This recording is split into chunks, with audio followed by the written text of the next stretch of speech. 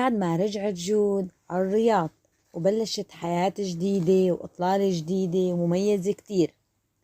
بلشت لقاءاتها هي ويوسف تكتر. يوسف اعترف لها لجود إنه مغرم فيها ومعجب فيها كتير بجمالها وشخصيتها وكل شي فيها. طبعا جود كمان بتبادله نفس نظرات الإعجاب.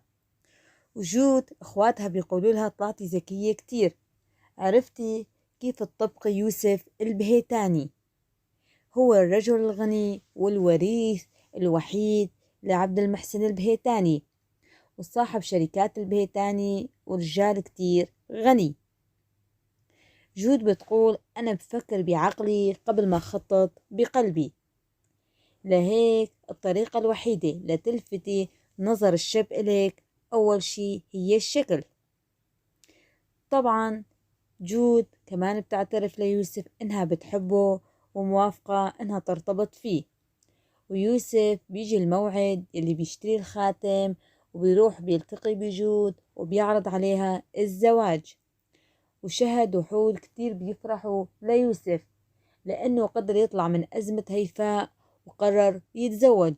لما بيشوفوا جود بيعجبوا فيها كتير وبشخصيتها وبجمالها، وهن ما بيعرفوا إنه جود إنسانة كتير تخطيطها لبعيد. ويوسف بيعرض الزواج على جود وجود بتوافق وبيتم زفاف جود ويوسف. وبتكون جود كتير سعيدة وكتير مبسوطة وطالعة بإطلالة مميزة كتير.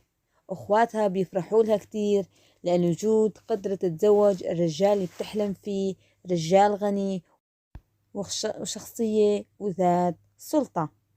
وفعلا بيتم زفاف جود ويوسف.